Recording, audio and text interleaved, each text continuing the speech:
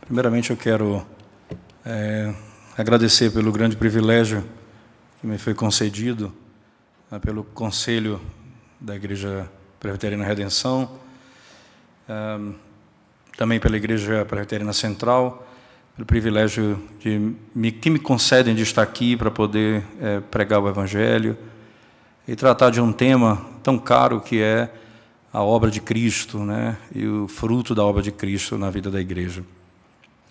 Eu quero, como nos propomos fazer durante esses dias, irmãos, o tema central é Cristo e este crucificado. Os irmãos devem lembrar, essa é uma expressão paulina, utilizada lá num texto da primeira carta dele aos Coríntios, capítulo 2. E depois desse tema, nós vamos dividir em 4 partes, né? Onde nós vamos falar sobre Cristo como nosso perdão, como nosso substituto, né? Vamos depois tratar especificamente como nosso intercessor, e a última mensagem do sermão vai ser Cristo a nossa pregação, e vai ser especialmente uma exposição da primeira carta de Paulo aos Coríntios, capítulo 2, versos de 1 a 5. As primeiras 3 exposições elas vão ser feitas no texto do Antigo Testamento, e apenas a última eu farei na primeira carta de Paulo aos Coríntios. Quero convidá-los, então, a abrirem a palavra do Senhor no texto de Êxodo, capítulo 32. Queria convidá-los a abrir as Escrituras. Esse texto, irmãos, ele é importante por algumas razões. Eu vou tentar dar algumas razões após a leitura dos versos que eu vou me propor. A minha intenção é expor uma boa parte dessa sessão, mas eu vou ler apenas uma parte do capítulo 32, e eu peço que vocês mantenham suas Bíblias abertas, porque nós vamos ler outras sessões também do capítulo 32. 32 de Êxodo, capítulo 32, verso 1. Por favor, assim diz a palavra de Deus.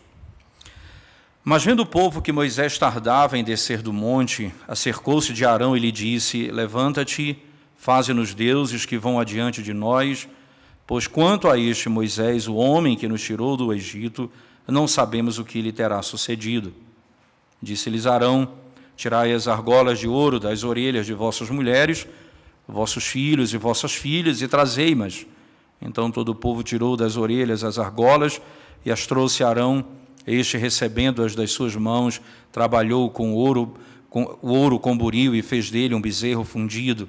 Então disseram: São estes, ó Israel, os teus deuses que te tiraram da terra do Egito? Arão, vendo isso, edificou um altar diante dele, e apregoando, disse: Amanhã será festa ao Senhor. No dia seguinte, madrugaram, ofereceram holocaustos, trouxeram ofertas pacíficas, e o povo assentou-se para comer e beber, e levantou-se para divertir-se. Então disse o Senhor a Moisés: Vai, desce, porque o teu povo que fizeste sair do Egito se corrompeu, e depressa se desviou do caminho que ele havia ordenado. Fez para si um bezerro fundido e o adorou. Ele sacrificou e diz: São estes, ó Israel, os teus deuses, que te tiraram da terra do Egito.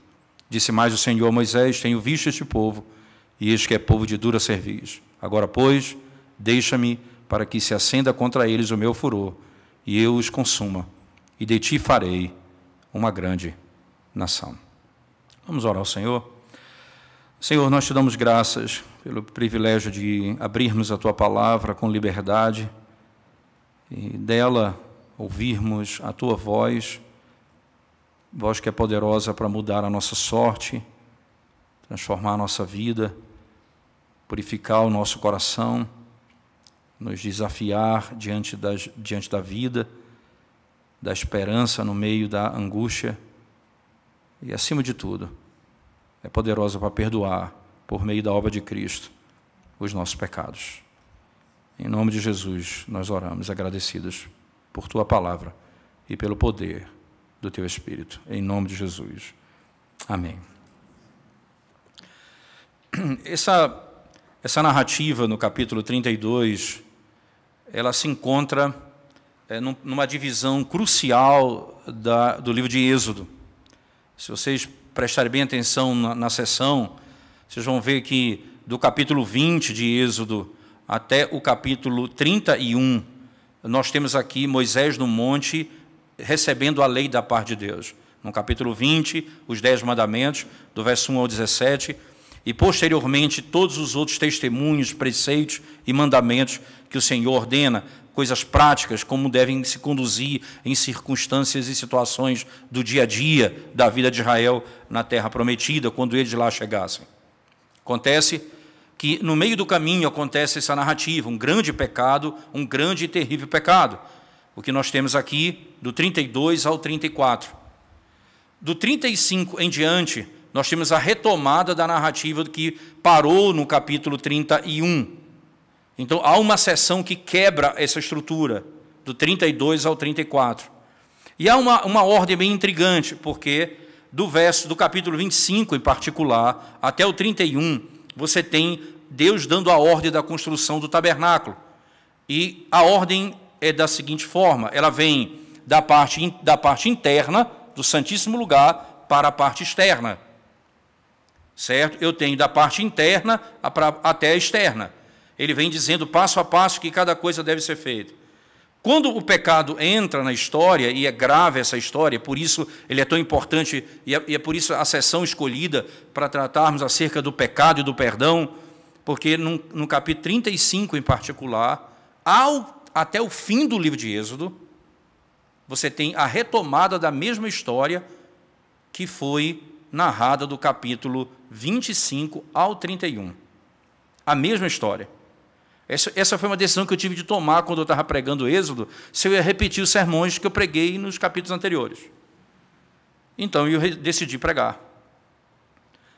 Porque entendi que, na sabedoria de Deus, ele escolheu fazer assim, e eu não poderia ser mais sábio do que Deus se ele entendeu que deveria conduzir Israel à mesma informação. Eu, então, obviamente, dando outras ênfases, voltei e revisitei o sermão passo a passo. Só que há uma distinção na seção do capítulo 35 ao 40. É que agora ele conta da parte externa do templo para a parte interna. Certo? Da parte externa para a interna. A última seção é quando a glória de Deus desce sobre o templo, sobre o santuário, melhor dizendo, sobre o tabernáculo. E naquele momento, é um gancho importante, que amanhã, lá na igreja central, eu vou falar sobre Cristo, nosso substituto, e exatamente a conexão com o Levítico. Porque ele termina dizendo, nem mesmo Moisés podia entrar no Santíssimo Lugar. Então, no capítulo 1 de Levítico, você tem a ordem, achegai-vos a mim, trazendo nas mãos o sangue do Cordeiro.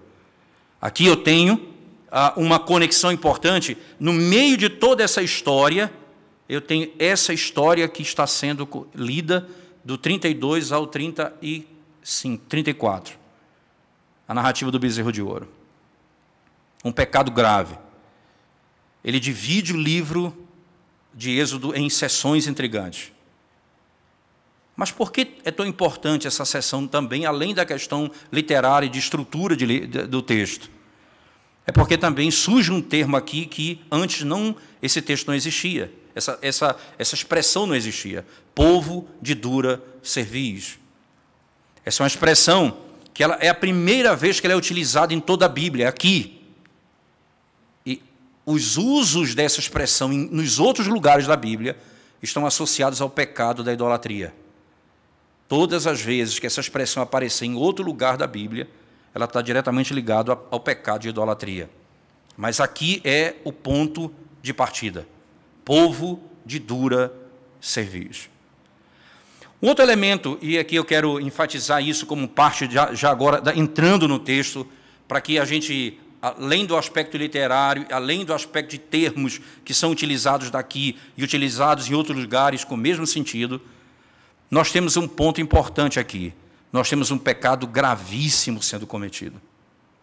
E num contexto em que Deus havia revelado a sua vontade ao povo, e eles quebram a lei de Deus, estão prontos para serem destruídos por causa dos seus pecados. Linguagem como essa, no texto que nós acabamos de ler, diz assim, não é? Então disse o Senhor Moisés, vai, desce, porque o teu povo, veja que linguagem interessante, o teu povo que fizeste sair do Egito se corrompeu e depressa se desviou do caminho que ele havia eu ordenado. O teu povo se desviou. Mas não para aí, que fizeste sair do Egito. Que tu fizeste sair do Egito. Esse é um termo, irmãos, que é a quebra do pacto. Para você ter ideia do que eu estou lhe dizendo, o conceito do pacto, se você só voltar para Êxodo 20, no verso 1 diz assim, eu sou o Senhor teu Deus, que te tirei da terra do Egito, da casa da servidão. Eu sou o Senhor teu Deus. Eu te tirei da terra do Egito. Essa é a linguagem pactual. O nosso catecismo, tanto breve quanto maior, quando eles lidam com a introdução dos 10 mandamentos, ele diz, o Senhor concede a eles 3 razões para que eles guardem a lei de Deus. A primeira razão é que Ele é o Senhor do universo, soberano. Isso seria suficiente, mas Deus não para aí. Ele diz, eu sou o Senhor teu Deus. Essa é a linguagem pactual. O pacto é, eu sou o teu Deus, tu és o meu povo. Essa linguagem, eu sou, tu és meu, eu sou teu, essa é a linguagem pactual. Eu não sou apenas soberano do universo, eu sou o teu Deus, mas ele diz, ele não para aí, ele não diz apenas que eu sou o Senhor e o teu Deus, ele diz, eu sou o teu Redentor, eu te tirei da escravidão. As razões pelas quais você não pode ter outros deuses diante de mim, você não pode fazer imagem de escultura, você não pode tomar o meu nome em vão, lembra de sábado para o santificar, honrar pai e mãe, e todos os mandamentos que se seguem então daí. A linguagem é a linguagem de quebra do pacto. E vamos pensar um pouco no pacto para você entender a sequência do arrependimento. O primeiro pacto que Deus fez está lá na nossa confissão de fé, no capítulo 7. Isso você encontra no capítulo 19, que trata sobre a lei. E nas perguntas 12 e 20, a partir da 12 e 20 do breve catecismo 12 e do catecismo maior 20 em diante, você vai encontrar o tema sobre a doutrina do pacto. E o primeiro pacto que Deus fez com o homem foi chamado pacto das obras. E nesse pacto não havia perdão. Se você comer do fruto dessa árvore, você certamente vai morrer. Não há prescrito perdão. É interessante que no pacto da graça, que é manifestado posteriormente, imediatamente após a queda, por exemplo, não desmarcando o Êxodo 32, por favor, que é o nosso texto que eu vou trabalhar, eu prometo que eu vou trabalhar esse texto, né?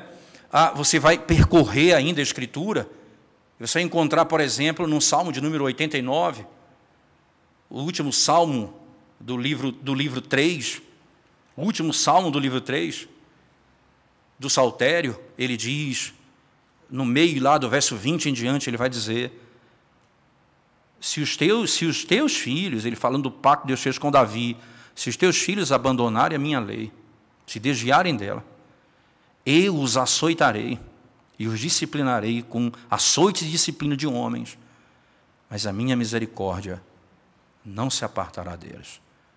Perdoarei os seus pecados. Está prescrito no pacto da graça o perdão dos nossos pecados. Não há, e é importante isso, não há no pacto das obras perdão dos pecados. É por isso que teve que ser apresentado o segundo Adão imediatamente para nos redimir. Pecou, morreu. Romanos 5, verso 12, Paulo diz, por um só homem entrou o pecado, e pelo pecado a morte. Assim todos pecaram, assim todos morreram, porque todos nós pecamos nele. E é interessante, ele como nosso representante pecou, e nós morremos juntamente com ele. Aqui a linguagem de quebra de pacto. O pacto diz, eu sou o Senhor teu Deus. Agora Deus diz, preste atenção, o teu povo, que tu tirás. A linguagem é como se o pacto foi quebrado, eles não me pertencem mais. Eu vou lhe mostrar o que é que o pecado merece, o que você é digno de receber. É por isso que talvez a linguagem mais dura nesse sentido seja o verso último que nós lemos da seção do 32, no verso 10, quando ele diz assim: agora, pois, deixa-me, para que se acenda contra eles o meu furor, veja só a linguagem, e eu os consuma, e de ti farei uma grande nação. Deus disse: Abraão, sai da tua terra e da tua parentela, e eu farei de ti uma grande nação.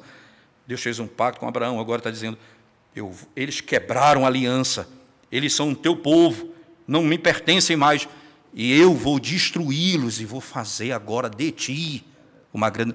Veja que a linguagem ela é plena de conceito de aliança quebrada e aquilo que é merecedor. Nosso pecado merece isso. Nosso pecado é digno disso. Essa é a consequência do nosso próprio pecado. A linguagem usada num texto, então, nos ajuda ainda a entender alguns detalhes que eu quero ainda expandir com vocês na sequência. O povo chega para Arão e diz: Moisés tarda em descer do monte. Eles vão para cima da liderança e diz: olha, ele não sei onde está esse Moisés, a gente não tem a presença dele, como é que nós vamos esperar? Façamos deuses que vão adiante de nós. E aí você vai perceber que ele manda tirar as argolas, o ouro, não é? De onde foi que Israel tirou esse ouro todo? De onde é que tinha?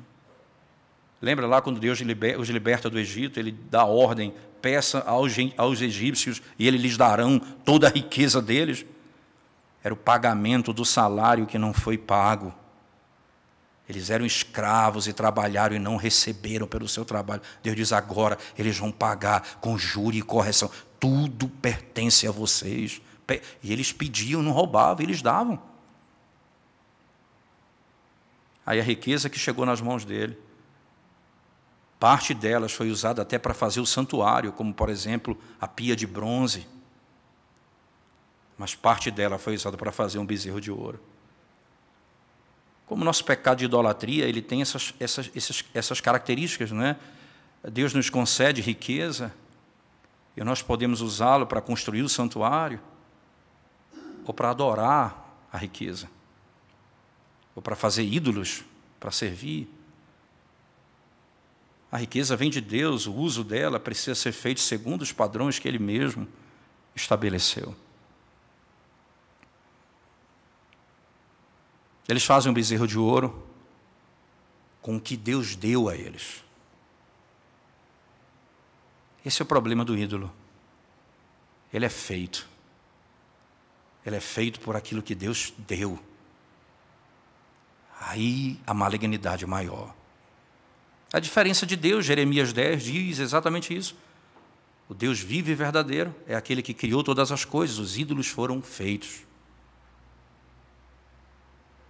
O Deus que cria e o ídolo que é feito.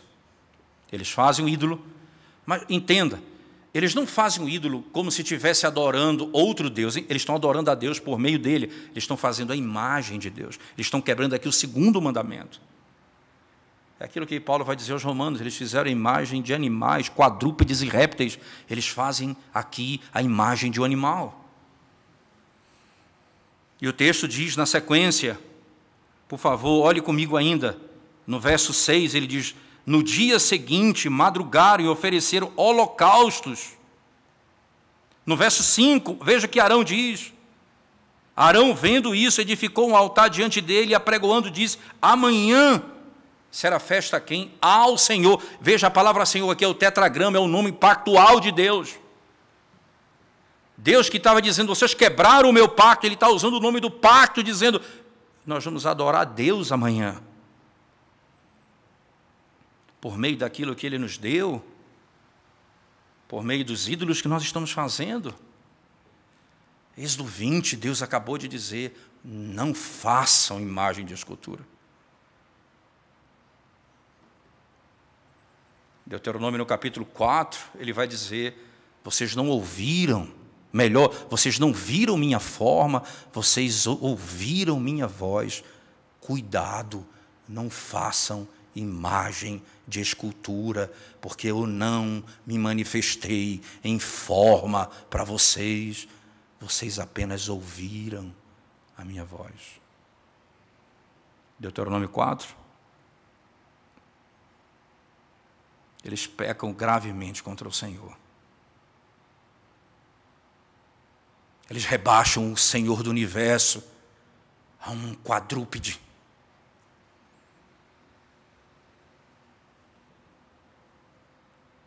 Eles rebaixam o Criador de todas as coisas a algo que é fruto da própria imaginação deles. Como é sério tentar cultuar Deus com a nossa própria imaginação. Eu preciso cultuá-lo segundo a sua vontade revelada, segundo a sua palavra. A linguagem da quebra do pacto é gravíssima aqui. Sai da minha presença. O que vai acontecer quando Deus diz agora a Moisés, veja, a palavra de Deus é clara, ele diz: esse povo de dura cerviz. E o que é o povo de dura cerviz? A imagem de um animal de pescoço duro, que não se move, é um animal que não obedece, duro. O que Deus está dizendo essa é uma linguagem utilizada no livro do G. Cabil, chamado Nós nos tornamos aquilo que adoramos. Ele diz algo interessante, e nesse texto em particular, Moisés vai dizer, em linhas gerais, eles adoraram um bezerro, e Deus está dizendo, eles parecem com um animal, o pescoço deles é duro como um bezerro. Como Deus descreve o pecado deles, é imediato. Eles são de dura cerviz. Como é interessante adorar a Deus segundo a vontade dEle, não segundo o nosso próprio coração, porque é aí que nós aprendemos a morrer a cada dia. É interessante, imagina, a gente prega dizendo, a igreja tem que aprender a morrer pelos seus próprios pecados, enquanto o culto é, na realidade, a manifestação da vontade do homem.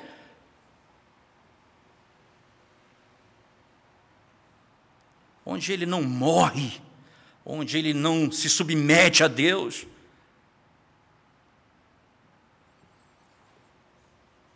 Ele não é transformado. Deus diz, esse povo é povo de dura cerviz.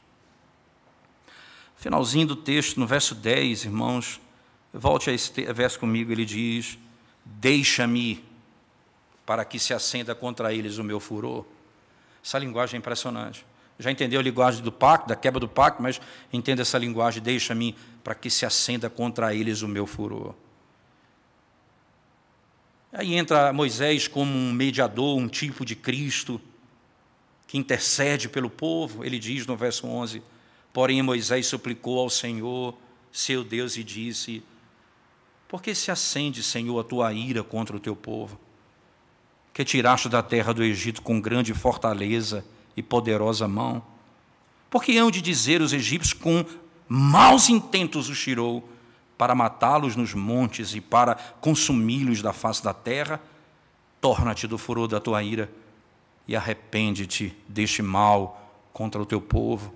Lembra-te de Abraão, de Isaque e de Jacó e de Israel, teus servos, aos quais por ti mesmo tens jurado, e lhe disseste, multiplicarei a vossa descendência como as estrelas do céu.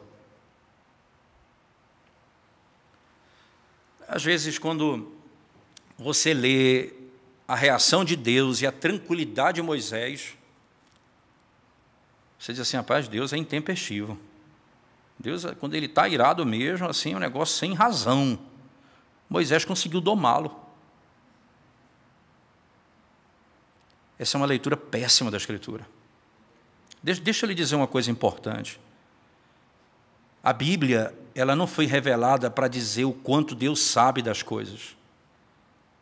A Bíblia foi revelada para te ensinar acerca de Deus e das suas obras, pedagogicamente, paulatinamente, dentro de um progresso, dentro de uma organicidade, passo a passo.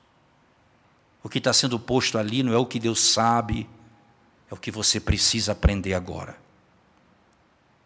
Ou você acha que quando Deus disse, não é bom que o homem esteja só, far-lhe uma auxiliadora, ele não sabia disso antes? Ele não está sabendo disso agora, ele está lhe ensinando o papel do homem e o papel da mulher, porque ele ensina não só por declarações de doutrina, mas ele ensina pelo progresso da história. Ele não está me dizendo aqui que ele é um Deus iracundo e Moisés é um homem equilibrado. É só você seguir o texto comigo. Não é? Quando Moisés chega, você vai encontrar no verso 25, veja lá o Moisés tranquilo quando vê o que não viu, porque Deus que está vendo, Moisés não viu nada ainda.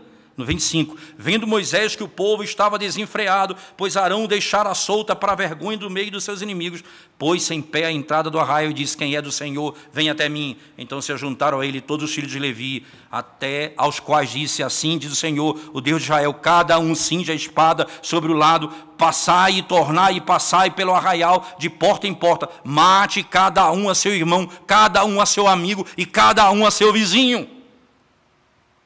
Tira a espada da bainha e mata cada um ao seu próximo. E fizeram ali os filhos de Levi, segundo a palavra de Moisés, e caiu do povo naquele dia uns 3.000 homens.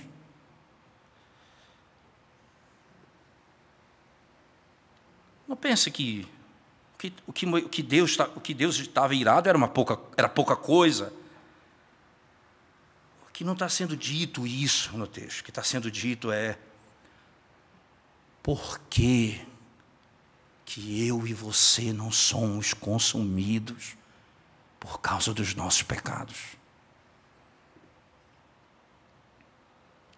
Moisés argumenta 2 argumentos.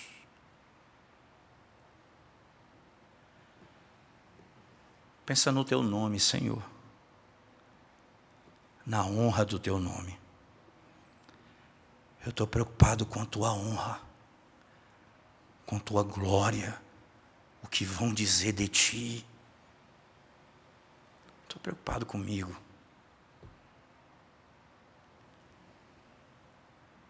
Depois, lembra-te do pacto que fizeste com Abraão, Isaque e Jacó. O Senhor é Deus que não volta atrás. O Senhor é Deus que cumpre as suas promessas. Eu lhe peço por 2 razões, Senhor. A honra do teu nome e a palavra que saiu da tua boca. O que eu estou aprendendo é, por causa do nome do Senhor, e porque Ele disse, Ele fará. Ele disse que perdoaria os nossos pecados. Eu posso confiar que Ele perdoará os nossos pecados. A espada está posta. Saiu a espada da bainha, levantou-se contra mim. O golpe foi deferido sobre o meu Salvador, em meu lugar. O pecado é digno disso. Mas não para aqui. A narrativa tem sua beleza ainda mais profunda, eu diria isso. Verso 23, respondeu-lhe Arão. Desculpa, eu estou ainda na sequência do verso 11, quando Moisés fala com o Senhor, e no verso 14 ele diz, então se arrependeu o Senhor do mal que dissera havia de fazer ao povo. Que coisa, esse texto para mim ele é espetacular, porque a pessoa se prende a esse negócio, Deus se arrependeu, não é? Mas deixa ele dizer o que você tem que se prender aqui. Primeiro, o Deus que prometeu, Ele cumpre. Veja, Ele diz lá, lembra da promessa, lembra do pacto. Porque Deus não é como um homem que se arrepende. Quando o verbo arrepender-se é usado para Deus, duas coisas acontecem basicamente: juízo ou salvação. Quando Jonas disse, é por isso que eu não queria pregar aos ninivitas, porque eu sabia que o Senhor é Deus misericordioso, clemente, bondoso. Porque quando eles se arrependeram, Deus diz, Deus se arrependeu de destruí-los. Deus se arrependeu do mal que disse que faria. Arrependimento trouxe salvação. Eles se arrependeram, Deus os redimiu. Quando Deus se arrepende, ou é dilúvio, ou é salvação. Duas coisas vão acontecer. Mas aquilo que Ele prometeu para o seu povo não volta atrás. Ele se arrepende. O verso 15 diz, voltando-se, desceu Moisés do monte com as duas tábuas do testamento nas mãos, tábuas escritas de ambos os lados, de um e de outro lado estavam escritas, as tábuas eram obras de Deus. Também a escritura era a mesma escritura de Deus, esculpida nas tábuas. Ouvindo Josué a voz do povo que gritava, disse a Moisés, há alarido de guerra no arraial. Respondeu-lhe Moisés, não é alarido dos vencedores, nem alarido dos vencidos, mas alarido dos que cantam é o que eu ouço. Logo que se aproximou do arraial, viu ele o bezerro e as danças. Então, acendendo-se-lhe a ira, arrojou das mãos as tábuas e quebrou-as ao pé do monte. Acendeu a ira. Mesmo que eu pregue a misericórdia, e mesmo que eu pregue o Deus que cumpre as suas promessas, se eu não me irar contra o pecado, eu não tenho feito aquilo que Deus me chamou para fazer. Se eu não combato o pecado na minha própria vida e na vida da igreja, acendeu-se-lhe a ira. Ele quebra as tábuas como um sinal de que o pacto foi quebrado. Pegando o bezerro que tinha feito, queimou e reduziu ao pó, e lhe espalhou sobre a água, e deu de beber aos filhos de Israel. Veja que imagem dantesca. Ele pega o bezerro de ouro, joga no fogo, derrete o bezerro, coloca na água e diz, bebam. Esse Deus de vocês sairá como excremento.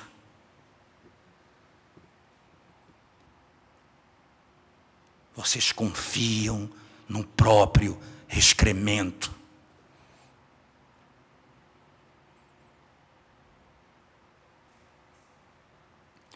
E aí vem o uso de uma doutrina de modo errado. Uma doutrina correta, usada de modo errado.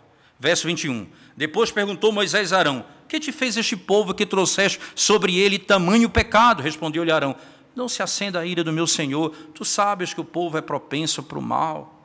Ele usou a doutrina da depravação total na hora errada. Irmãos, porque eu sei que o povo é propenso para o mal, é que o culto não é feito segundo o pensamento do povo, é feito segundo a palavra. É porque eu sei disso. Eu sei que o povo é propenso ao mal, eu deixei eles guiarem, então a gente fez um bezerro de ouro para adorar. É porque é propenso para o mal, é que não fica à mercê das pessoas decidirem como adorar a Deus. É Deus quem diz como ele deve ser adorado.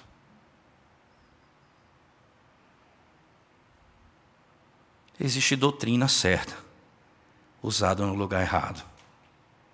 Essa doutrina, essa verdade é usada lá no Salmo 103, quando diz: tu sabes que nós somos pó, não nos trate segundo as nossas obras. Verdade. Aí a misericórdia. Tu sabes, Senhor, que nós somos inclinados para o mal. Quem é misericórdia de nós? Mas não use essa doutrina para justificar as mudanças que nós queremos fazer naquilo que Deus ordenou, porque isso não agrada a Deus.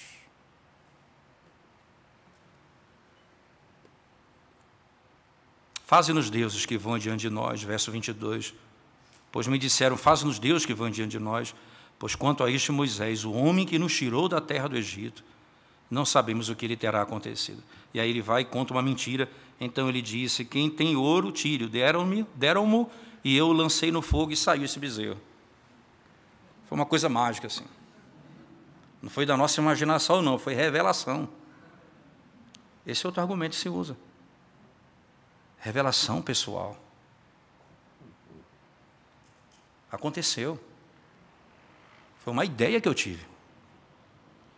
Foi um insight. Insight em insight. Nós começamos a adorar um bezerro de ouro. Quanto menos nós esperamos. Quanto mais isso acontece, de repente, estamos adorando a Deus segundo a nossa própria imaginação. Eles vão sendo transformados. Verso 25, eu queria que você prestasse atenção no detalhe do texto. Vendo Moisés que o povo estava desenfreado. Essa palavra desenfreado, em hebraico, ela aqui certamente é uma maneira de descrever o termo, mas a realidade é a seguinte: tem uma Bíblia que traduz, em inglês, que traduz orgias, nudez. A palavra desenfreada é usada para a ideia de um animal que não tem freio. Lembra que Deus disse: vocês são como um animal de dura cerviz, o pescoço de vocês é como de um bezerro. Agora vocês agem como um animal. Porque vocês começaram a me adorar segundo o próprio pensamento de vocês. Agora vocês querem viver segundo o próprio coração de vocês. Vocês têm que começar a morrer para vocês mesmos, no modo como vocês me adoram, para que vocês aprendam a morrer no modo como vocês vivem. Ninguém vive desenfreado no pecado, sem começar a viver desenfreado no culto, sem viver satisfazendo os seus próprios instintos na adoração.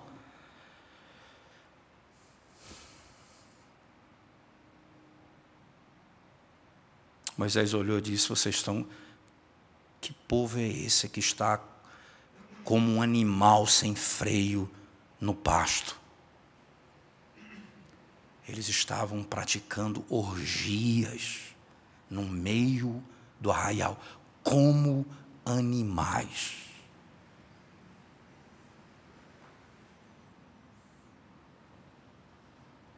Nós nos tornamos a semelhança daquilo que nós adoramos.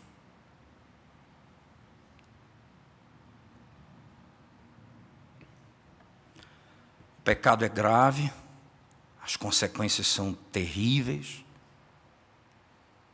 O Senhor começa a tratar com o povo a partir daqui. Você sabe que Moisés, quando vê o povo, manda eliminá-los. 3.000 morrem, o povo não é extinto naquele dia, mas 3.000 são mortos. Quem são? Alguns estudiosos acreditam que provavelmente esses 3.000 aqui foram os que encabeçaram o movimento. Então, morreram todos os líderes do movimento. 3.000 foram mortos ali.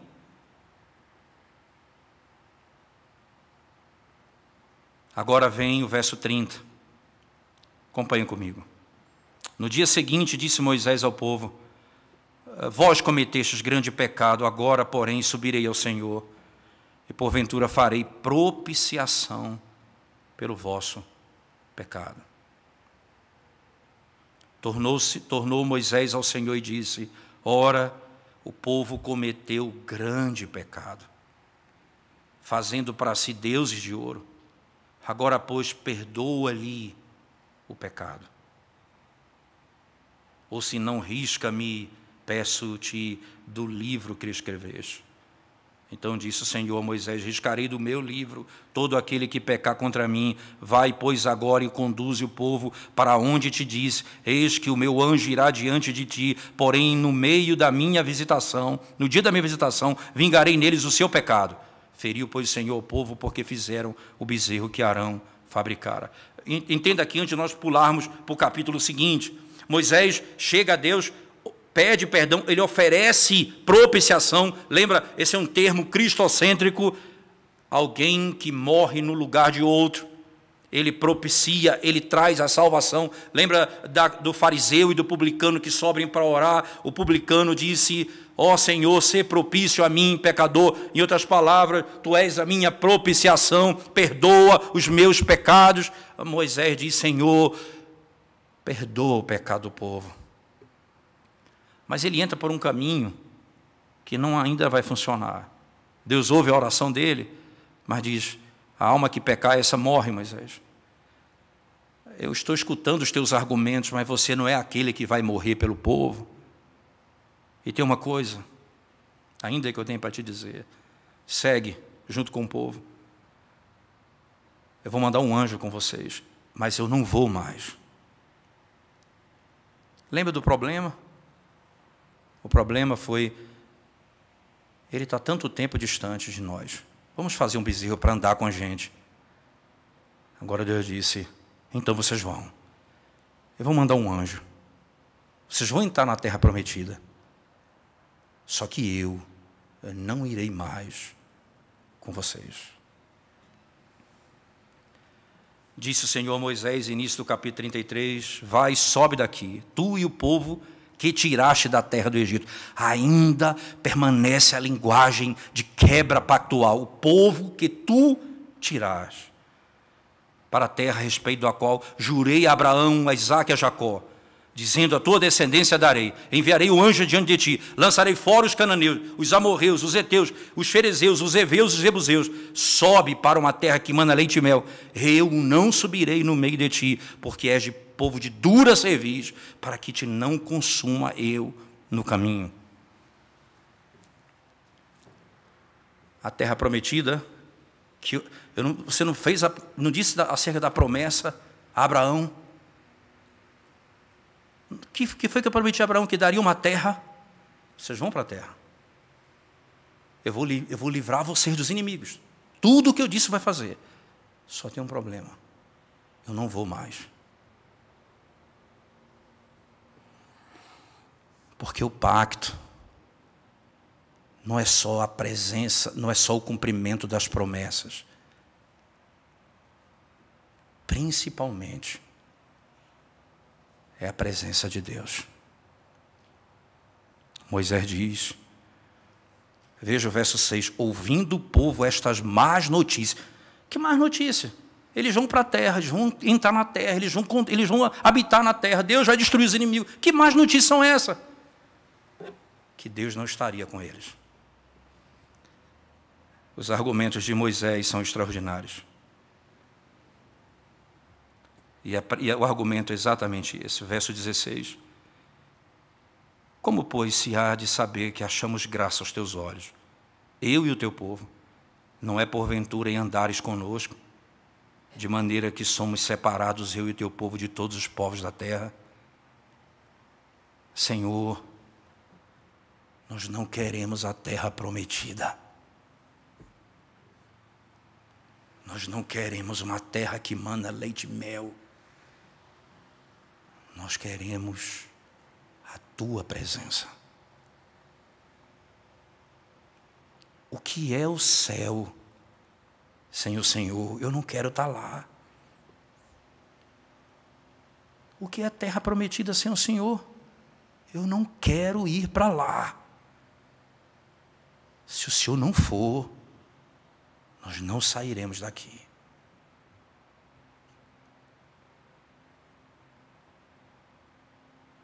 Ele não apenas perdoa os pecados, ele traz o pleno sentido de comunhão. Lembra de Marta, que disse: se o Senhor tivesse aqui, meu irmão não teria morrido, lá em João 11. Aí ela disse: se o Senhor tivesse aqui, meu irmão não teria morrido, Senhor. Jesus diz: isso não é para a morte, ele vai ressuscitar. Ela disse: eu sei, no último dia. Ela se assentou aos pés de Cristo junto com Maria, que foi repreendida naquele texto de Lucas, e ela aprendeu a doutrina da ressurreição. Ela falou: no último dia ela vai ressuscitar. É mesmo. Classe de catecúmenos, resolveu o problema, batiza. Jesus disse: não. Vou te fazer uma pergunta um pouco mais profunda. Tu crês que eu sou a ressurreição e a vida?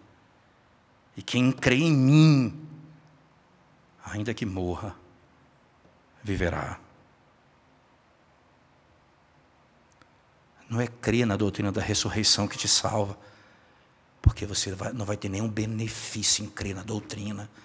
Você só vai ter benefício se crer em Cristo, porque Ele é a ressurreição.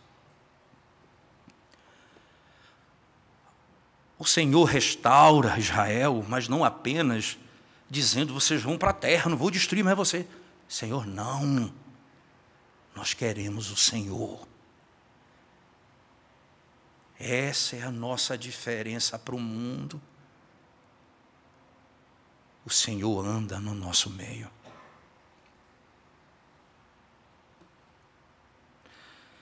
E aí vem os textos, talvez o texto mais glorioso, onde eu quero entender como ápice dessa narrativa.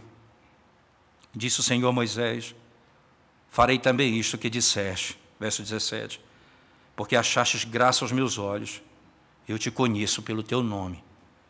Então ele disse: rogo-te que me mostres a tua glória. Respondeu-lhe: farei passar toda a minha bondade diante de ti, e te proclamarei o nome do Senhor. Mostra-me tua glória. Você sabe que o pecado ele produz ignorância. Esse é um princípio claro do pecado. Então, a Bíblia, Paulo escrevendo aos Romanos, a carta aos Efésios, ele vai dizer abertamente que nós somos com a mente, temos a nossa mente obscurecida de entendimento. O pecado nos torna ignorantes quanto às coisas de Deus. O perdão do pecado nos traz um conhecimento que nenhum seminário no mundo pode me dar, a ponto de Hebreus, no capítulo 8 e capítulo 10, verso 8 em diante, dos dois capítulos, quando fala do pacto, da nova aliança, ele diz assim: eis que farei convosco uma nova aliança, e escreverei no vosso coração a minha lei, e ele diz assim, a sequência diz assim: e não haverá necessidade que alguém vos ensine. Alguém diz assim: veja, está vendo? Aí o desavisado diz: está vendo? Não precisa de pastor, de presbítero, de mestre na igreja. Ele está falando de outra coisa. Isso eu não posso te ensinar, porque eu não posso perdoar o teu pecado. Não há necessidade que ninguém te ensine, do menor ao maior, diz o texto. Aí tem uma cláusulazinha aí, uma explicativa: pois eu perdoarei os teus pecados, e das tuas transgressões não mais me lembrarei. Vocês serão inteligentes quando eu perdoar o seu pecado. Vocês vão saber do que o mundo não sabe. Por isso que vem uma linguagem na sequência, irmãos, de pleno conhecimento. A linguagem é gloriosa. Mostra-me tua glória. Não é pouca coisa, não. Porque o contexto de arrependimento e de perdão traz um anseio por conhecimento redentivo e glorioso que ninguém pode dar. Aí Deus diz: eu vou fazer passar diante de ti toda a minha bondade. Ele queria ver a glória. Deus diz: eu vou te mostrar um atributo meu, a minha bondade. Esse é outro equívoco que muitas vezes nós cometemos. Quando nós expomos Romanos, por exemplo, chegando no capítulo 11, que Paulo, capítulo 9 até o 11, quando Paulo vai tratar sobre a doutrina da predestinação, no 9 em particular, ele cita esse texto que nós vamos ler aqui: eu terei misericórdia de quem eu quiser ter misericórdia, me compadecerei de quem me compadecer. Então, a gente pega aqueles textos e começa a explorar o texto fora do contexto de Êxodo, como se Paulo estivesse simplesmente construindo outro sentido ali. A doutrina, Deus não se revela numa universidade, Deus se revela num pacto. É porque é só num pacto que soberania e responsabilidade faz sentido. Na universidade elas se tornam inimigas. É só no pacto que as doutrinas se enquadram. Aí ele olha e diz: eu vou passar a minha bondade, eu vou proclamar o meu nome. Sabe qual é o meu nome? Veja, ele diz assim: proclamarei o nome do Senhor, terei misericórdia de quem eu tiver misericórdia, e me compadecerei de quem eu me compadecer. Preste atenção como esse pacto funciona.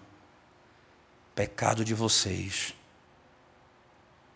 merecia ser que vocês fossem destruídos eternamente. Não havia nada que pudesse poupá-los, porque eu tenho misericórdia de quem eu quiser ter misericórdia. O meu perdão é livre e gratuito.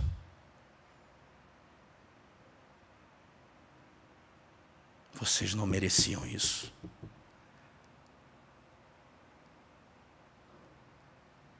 Mas eu perdoo o vosso pecado, por meio daquele, como diz os versos anteriores, que foi morto para a propiciação dos meus pecados. A sequência do texto, irmãos, ele diz assim, no capítulo 34, eu queria, na última, nós estamos encerrando, ele diz assim, preste atenção na linguagem que ele utiliza e a expressão que ele usa a partir do verso 6. Ele diz assim, deixa eu ler um pouquinho do verso 5 em diante. Ele diz: tendo o Senhor descido na nuvem, ali esteve junto dele e proclamou o nome do Senhor. E passando o Senhor por diante dele, clamou: Senhor, Senhor, Deus compassivo, clemente, longânimo, grande é misericórdia e fidelidade, que guarda a misericórdia em 1000 gerações, que perdoa a iniquidade e a transgressão e o pecado, ainda que não inocente o culpado, e visita a iniquidade dos pais nos filhos, até a 3ª e 4ª geração. Sabe como é meu nome? Você sabe como é que... E aqui vem o ápice da narrativa.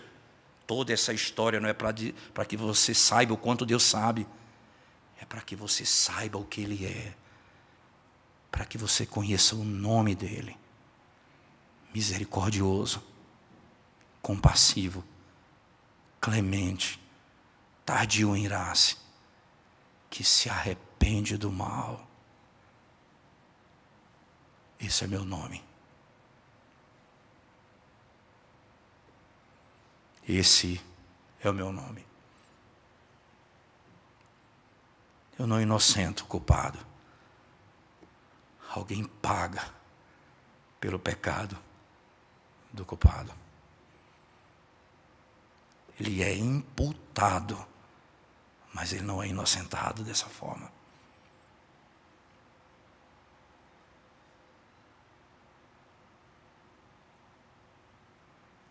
Toda uma história para revelar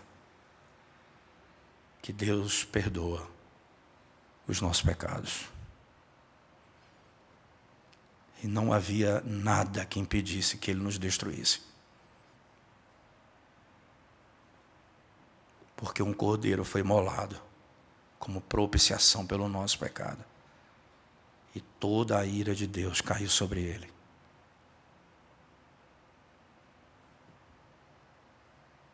Ele não me tratou como inocente. sendo eu culpado, Ele puniu o inocente, para que eu, o culpado, fosse livre.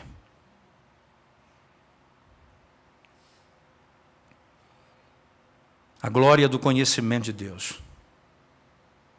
E a narrativa de Êxodo termina, imagem belíssima, Moisés desce do monte pela última vez. Ele vem com o rosto brilhando, cheio de glória.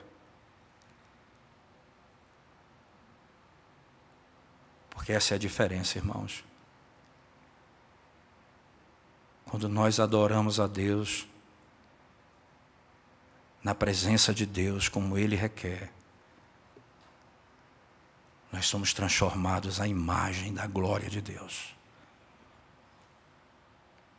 E quando nós adoramos a Deus, segundo os nossos próprios pensamentos, nós somos transformados em bestas e animais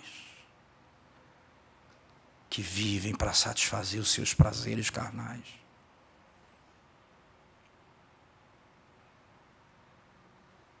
No contexto de quebra do segundo mandamento, o Senhor revela o seu nome. Eu perdoo o teu pecado.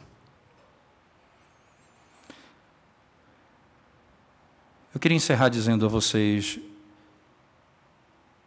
que a mensagem naturalmente ela produz esperança, mas ela fere o nosso próprio coração, e talvez você se sinta assim, e eu ficaria feliz se você se sentisse assim. Não tem problema nenhum se sentir culpado pelos seus pecados. Mas isso tudo é para que você saiba que Ele trata com aqueles que são seus, mas a sua misericórdia nunca se aparta deles. Porque Cristo Jesus, o mediador da nova aliança, recebeu sobre si a condenação e a culpa que era minha. E deixa eu encerrar citando o Salmo 103 mais uma vez, que eu fiz menção no meio da mensagem. Eu queria que você abrisse a sua Bíblia comigo lá. Salmo 103. Por que o Salmo 103 é importante?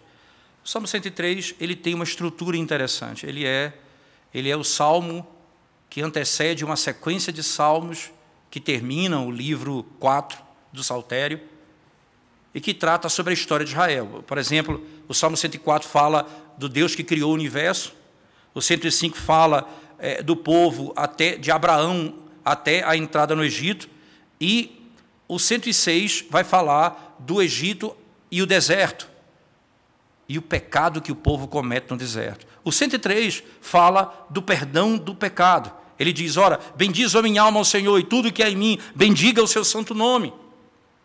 Não te esqueças de nenhum só dos seus benefícios. E aí ele diz, qual é o primeiro benefício? É Ele quem perdoa as tuas transgressões, as tuas iniquidades. Ele quem sara, Ele quem te dá vida, Ele que te enche de vida. Salmo de número 103. No verso 8 a 10 ele diz, mostraste os teus caminhos a Moisés. E aí o verso seguinte diz, misericordioso, compassivo, longânimo. Não é exatamente isso que o texto diz? Mostraste os teus caminhos a Moisés. No meio da angústia, Moisés diz, Senhor, mostra-me os teus caminhos. E Deus disse, eu te mostrarei. Eu sou aquele que perdoa o pecado do meu povo.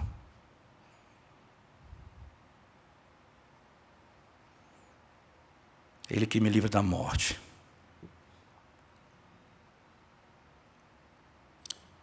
Esse salmo é um salmo de Davi. O título está lá. Em que contexto o pecado de Davi levou à morte? Davi viveu perto da morte toda a sua vida. É só ver o que Saul tentou fazer com ele. E o que os seus filhos tentaram fazer com ele. Mas um pecado só falou da sua morte. E os outros não foram pecado, foram inimigos que tentaram destruí-lo. Foi quando ele adulterou. E ele explicando o que aconteceu sobre um homem que pega o único animal de um pobre enquanto ele tinha muitos. E ele diz, esse homem tem de morrer. Aí o profeta diz, esse homem é você, Davi. Davi diz, eu pequei contra o Senhor. Aí o profeta diz, o Senhor já perdoou o teu pecado, não morrerás. Davi está encontrando esperança na história de Moisés. Ele revelou os seus caminhos a Moisés e disse, tu és Deus misericordioso, compassivo e longânimo.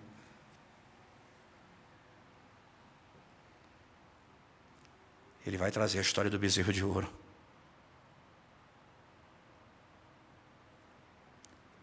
Ele traz esperança para ele no pecado mais grave que ele cometeu, em termos daquilo que está próximo da morte. E ele está escrevendo o período do cativeiro. Veja, Davi vive antes do cativeiro babilônico, é óbvio, mas esse salmo é usado exatamente no período do final do cativeiro e para o início da libertação do cativeiro. Ele lida exatamente nessa fase. Israel estava cativo na Babilônia. Praticou idolatria, prostituição, foi arrancado da sua terra, levado para uma terra estranha. Eles iam ser destruídos ali. Qual esperança eles podiam ter? Nós somos dignos de plena destruição. Como Deus revelou a Moisés o seu caminho. Como Deus revelou a Davi o seu caminho. Deus revela ao seu povo o seu caminho. Eu sou Deus cheio de misericórdia e de compaixão.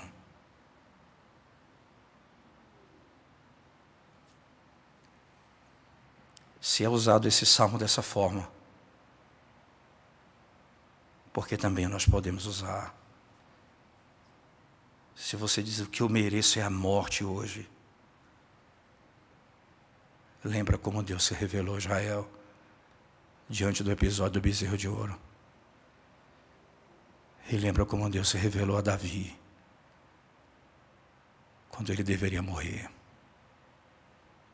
E lembra como Deus se revelou a Israel, resgatando-os de volta do cativeiro. O Senhor fará assim com seu povo. Lembra-te dos teus caminhos, Senhor. O teu nome nos foi dado a conhecer. E o teu nome e a expressão é linda no texto, compassivo, misericordioso, que se arrepende do mal, tardio em irar-se. Deus que perdoa o pecado do seu povo. Vamos curvar nossa cabeça e orar ao Senhor. Nós te damos graças, ó Deus, pelo privilégio de podermos meditar na Tua palavra e ouvirmos a Tua voz. Rogamos ao Senhor que traga glória ao Teu nome nessa noite, concedendo ao Teu povo o perdão dos seus pecados, em Cristo Jesus. Tenha misericórdia, Senhor Deus, da nossa vida. Desvenda os nossos olhos para contemplarmos a gravidade do nosso pecado, para compreendermos a glória da Tua misericórdia para conosco. Guarda a Tua igreja, Senhor. Purifica-nos de todo pecado. Santifica-nos no modo de adorar o Senhor, para não pecarmos contra Ti. Em nome de Jesus nós oramos. Amém, Senhor Deus. Amém.